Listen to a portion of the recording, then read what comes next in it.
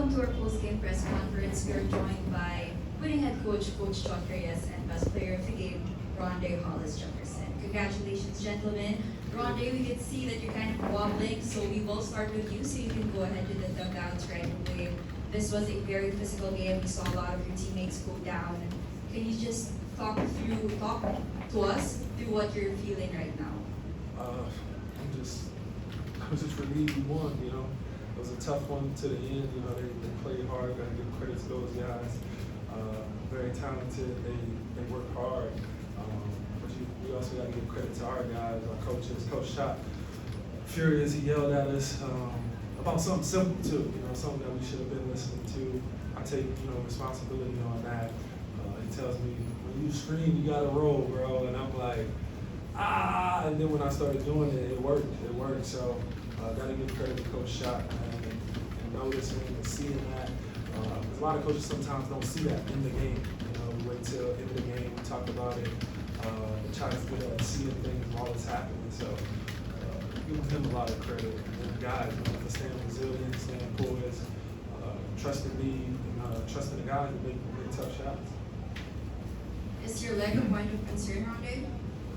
We won't play until the 5th, so we got a lot of time. I take care of my body. Everything's about basketball. Aside from when I'm with my kids, just how I can get better. So I'll do that. Do we have any more questions directed for Rondae, so we can let him go to the dugout? Rondae, congratulations. You didn't want to let me go to the dugout. Rondae, you don't know what happened the last game.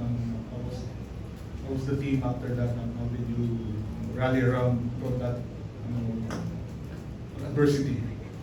You talking about the 4-point? Yeah. We talked about it being like we're not getting ready for the next game. We're getting ready for the playoffs. We're getting ready for Game 7 and the final. So just having that mindset, and again, listening to Coach in the timeout says we want no threes, we want no 4 points. And then we go out and we do the complete opposite. So I think it's about, staying focused, listening in the huddle, and just, doing your job at the end of the day. Coach told us to foul in that play. We didn't, things happened, you made a tough shot. But I feel like that we took that and we made the best of it, and we learned from it.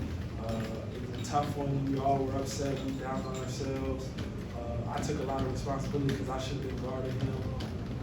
But that's a part of basketball. Things happen. It's all about get back. And this was a good test because it's kind of like the playoffs. At the end of the day, we play every other day. So we play Tuesdays, today's Thursday. Teams may think you're tired. I feel like even they gave us their best effort, and we fought back. So I feel good about that. All right, thanks, Rondae. Coach, you did a lot of damage from long distance tonight. Was this really what you planned to capitalize on coming into this game? Or was it just what Magnolia's defense forced you to do? Yeah, well, I was surprised because in my mind watching the game, I felt we couldn't make shots from the outside. But I think I was just focused so much on Calvin and Roger, who were not hitting their three-pointers. But thankfully, the others stepped up and hit their threes. Most notably Ray Nambatang and Ronde hit a couple. So yeah, that's really the way Magnolia defends. They do an excellent job protecting the paint. They're one of the best clog defenders in the league. It's in the vernacular, duduguin ka talaga before you get an inside basket from Magnolia. And so we knew that, and all of our discussion was really to make sure that we were in our spots, open enough to make those outside shots. But I think the reason we won was not our three-point shooting, it was really our defense. I mean, we scored below 90. That's not a really good offensive night, but I thought because we limited them to only 82 points, that allowed our 88 to be enough for the victory. So the defense was really, I think, for me, the key factor. Coach, just to follow up to what you said about your defense, Magnolia, they averaged 102 in their first 2 games. You limited limited them to less than 90. Talked about like your defense, but at this point, can you say that you really met the standard that you set for TNT defensively? Yes, that was exactly in our very first practice in the preseason. My very first words were, we have to shift our identity to a defensive one. So coming from our lessons from the last conference, where we had really good offense but we couldn't stop anyone, we had to recover and rediscover our defensive identity. So we worked really hard on defense in the off season. So I said, let's just from a point of focus, let's re-establish our defensive identity. And also having a guy like Rondae is a big plus as well, because he's an excellent defender as well. But you know, that's why we have guys there. Like tonight, I thought Paul Barilla did a great job off the bench.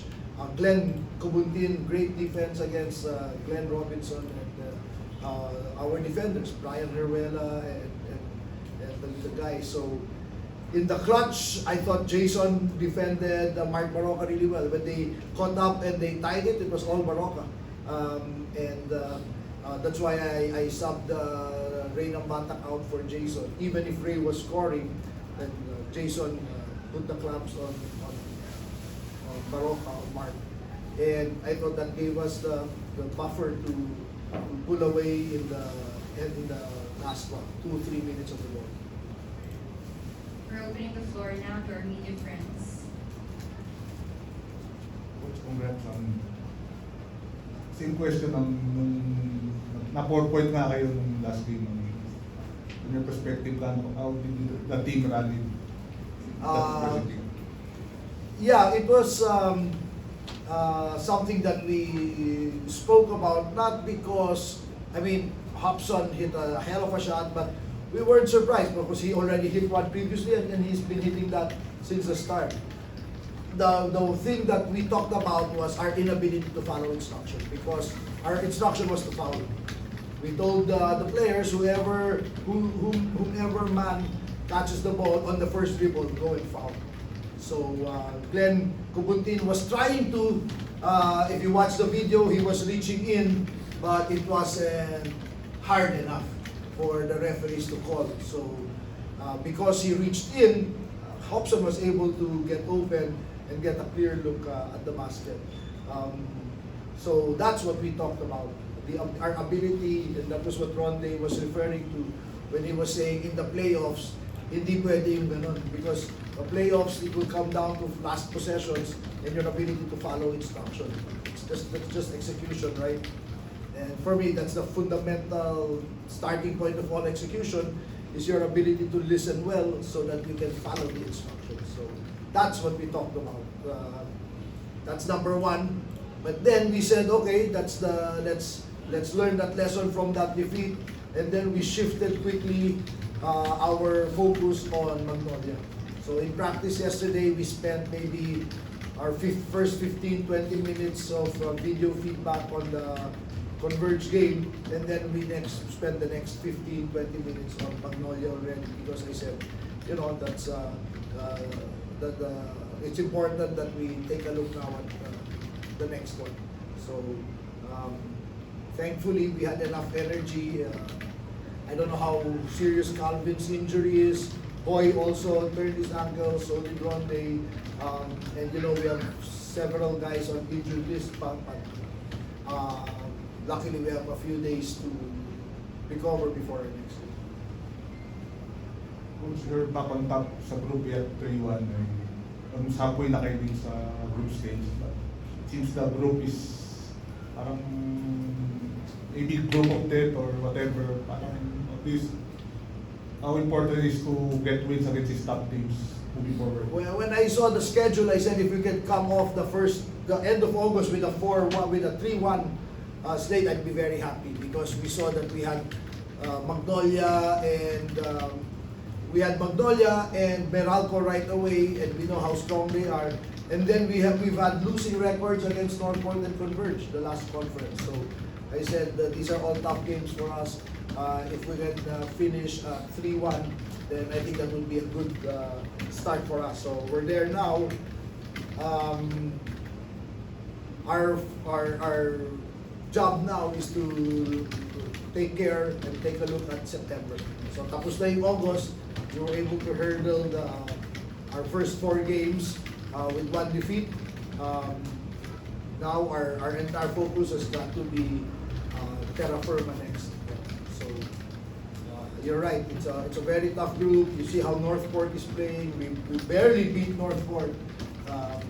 We caught Meralco on an off night, but you saw how Meralco's bounced back. So we can't worry about that. Right now, our only worry is terra firma and our injuries, of course. Thank you, Coach Chot. Thank you. Thanks, Coach.